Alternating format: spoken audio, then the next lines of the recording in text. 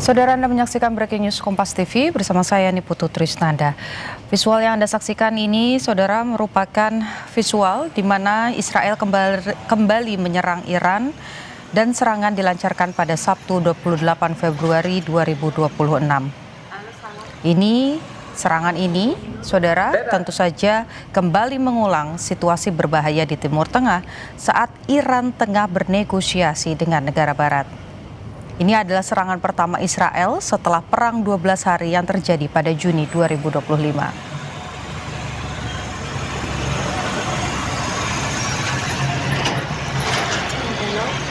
Dari beberapa sumber, saudara, menyebutkan bahwa di Teheran sejumlah media lokal juga memberitakan terdengar suara ledakan di pusat kota dan terdapat rudal-rudal yang menghantam area Jomhuri dan kawasan universitas.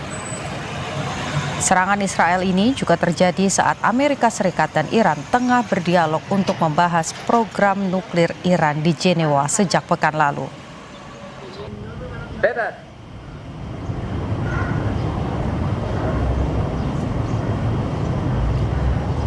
Belakangan, saudara, armada Angkatan Laut Amerika Serikat yang diperkuat oleh USS Abraham Lincoln bersama sejumlah kapal perusak, kapal selam, dan penjelajah juga telah berada di Selat Hormuz untuk menekan Iran.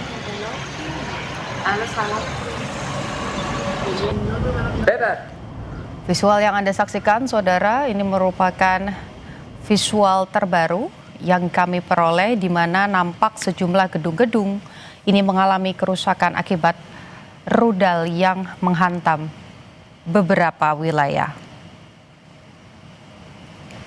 Ini merupakan serangan pertama dari Israel setelah perang 12 hari yang terjadi pada Juni 2025.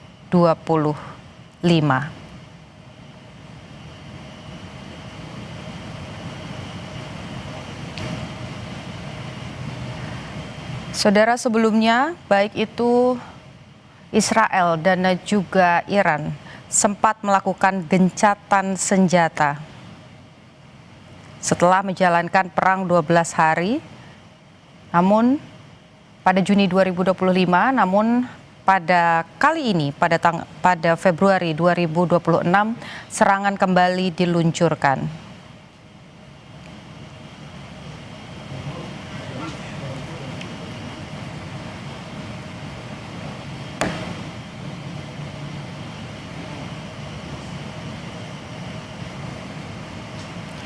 Saudara, melalui serangan yang kemudian diterima oleh Iran,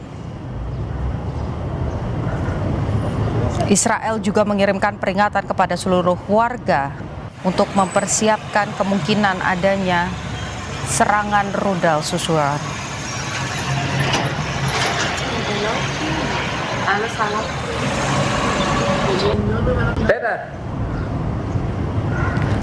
Asap nampak membumbung tinggi di sejumlah titik, saudara, di kota Iran pasca serangan rudal yang dikirimkan atau dilontarkan oleh Israel.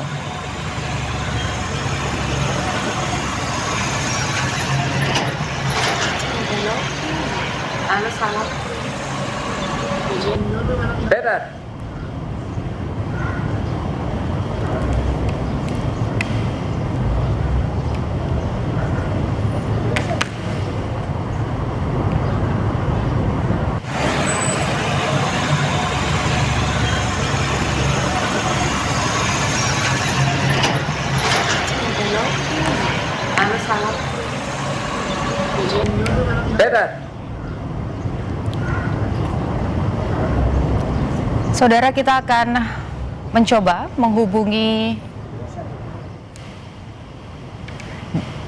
Dian Wirengjurit, mantan Dubes Indonesia untuk Iran. Selamat sore. Selamat sore, Mbak. Selamat sore, pemirsa. Terima kasih sudah bergabung dengan Breaking News Kompas TV dengan Putu di studio, Pak. Melihat serangan yang kembali dilancarkan oleh Israel terhadap Iran di tengah upaya dialog yang tengah dilakukan begitu dari kedua belah pihak, khususnya dengan pihak Barat, bagaimana Anda melihat ini? Terima kasih Mbak Putri. Begini, tolong dilihat. Yang namanya Israel dan juga induknya Amerika, itu orang-orang yang memang khususnya Netanyahu dan Trump ya, orang-orang yang memang amat sangat tidak bisa dipercaya. Ketika dibuat apa namanya, dibuat tenang dengan janji-janji apa namanya negosiasi, janji-janji ceasefire dan sebagainya, di saat itu di saat itu Israel menyerang Iran. Buat saya ini biadab, ini pengecut, ini tindakan yang sangat terpuji dari kategori apapun, dari klasifikasi apapun. Apalagi tolong diingat, sekarang bulan Ramadan, di Iran itu sangat menghormati bulan Ramadan. Semua kegiatan ditujukan untuk melakukan hal-hal yang baik, yang positif. Sebaliknya Amerika dan Israel kali ini amat sangat biadab memanfaatkan ketenangan bulan Ramadan di Iran untuk menyerang. Itu tindakan yang tidak terpuji, pengecut, dan sangat-sangat terkutuk. Oke.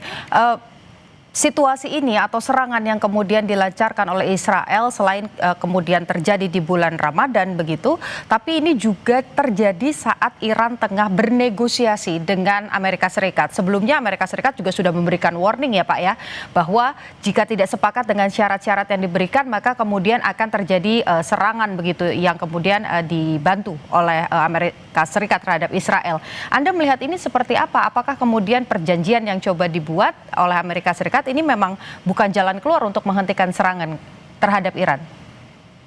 Itulah sifat pengecut Trump dan Netanyahu ya. Tolong, sebuah perjanjian kalau didasarkan pada syarat satu pihak, itu namanya bukan negosiasi, itu namanya intimidasi, itu namanya provokasi, tidak ada kata lain. Tapi kalau yang namanya negosiasi, syarat-syarat itu pun harus disepakati kedua belah pihak. Kalau ini begitu tanda-tanda perundingan di Jenewa sudah mulai ada ada celah untuk membuka jalan lebih lanjut kepada tahap berikutnya, justru diserang. Buat saya ini tindakan yang, aduh, kok Amerika bangga punya presiden seperti itu ya, pengecut, di dalam negerinya sendiri banyak masalah masih dipercaya. Buat saya sekali lagi, ini di luar nalar siapapun yang masih punya pikiran dan akal sehat. Oke, Anda sebelumnya juga sempat ditempatkan begitu ya sebagai duta besar Indonesia untuk Iran. Selama Anda bertugas, apakah konflik-konflik serupa ini juga terjadi?